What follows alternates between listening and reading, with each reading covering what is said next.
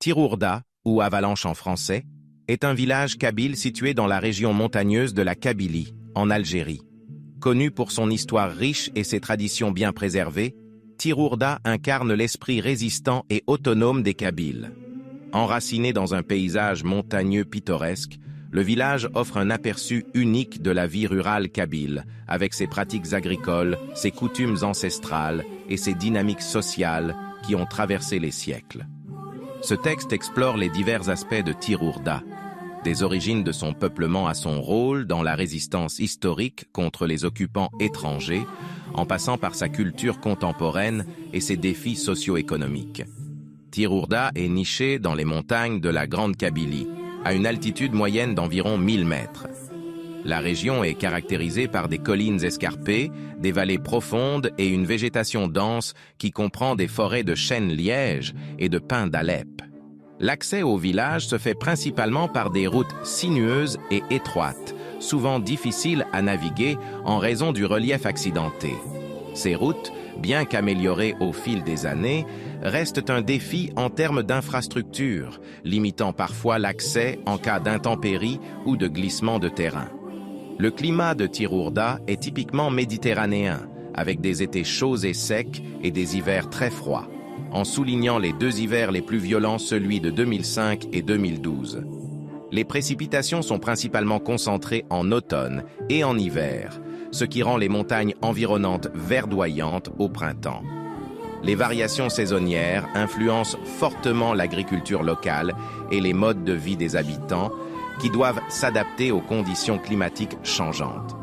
La région est également sujette à des chutes de neige occasionnelles en hiver, transformant le paysage en un tableau hivernal pittoresque. Les montagnes entourant Tirourda sont riches en ressources naturelles, notamment en bois et en plantes médicinales. Les forêts fournissent non seulement du bois de chauffage, mais aussi du liège et d'autres matériaux utilisés dans l'artisanat local. La biodiversité de la région est remarquable, avec une faune variée comprenant des sangliers, des renards et diverses espèces d'oiseaux. Cependant, la déforestation et les pratiques agricoles intensives ont parfois mis à mal cet écosystème fragile, soulignant la nécessité de pratiques de gestion durable. Les origines de Tirourda remontent à plusieurs siècles, voire à des millénaires. Le village a été fondé par des groupes berbères autochtones qui cherchèrent des lieux de refuge et de sécurité dans les montagnes face aux invasions et aux colonisations successives.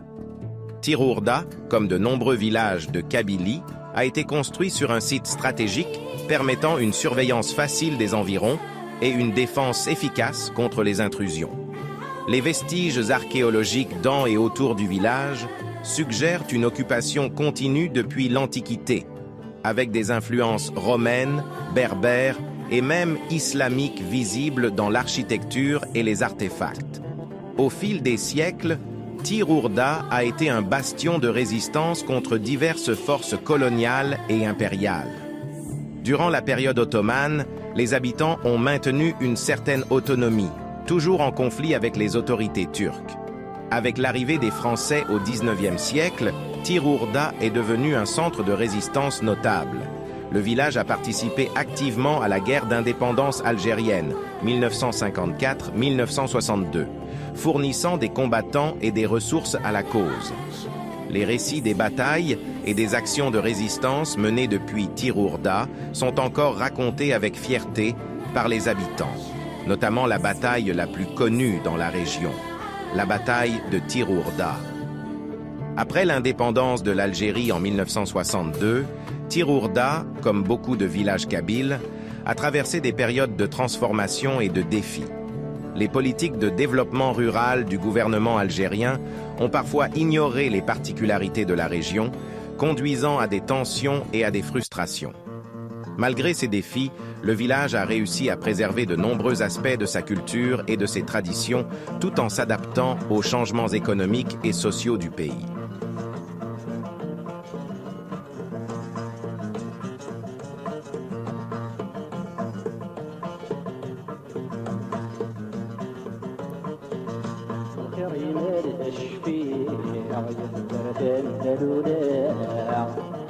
واسمي في الليل تنفيع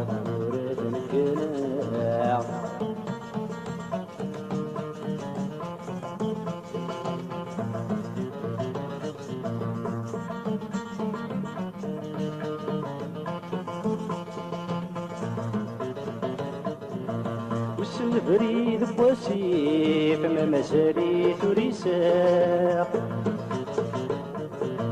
حمد اللاوان الخريف تجور تغن يفرح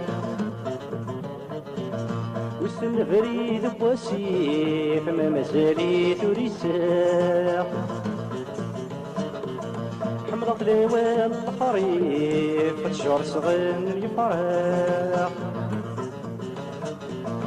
نتعدى ويقول الريف مثل غمال السماء كبير هلاك وغيريف سحر نقض الشياع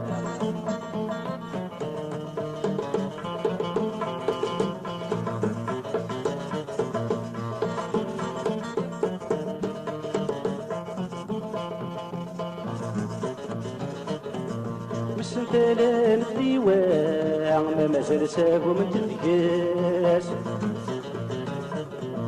يا من يسلها الدواء تسجن تيزوط في ناس وسنتلان الديوان ما مازال ساقو من تلقاس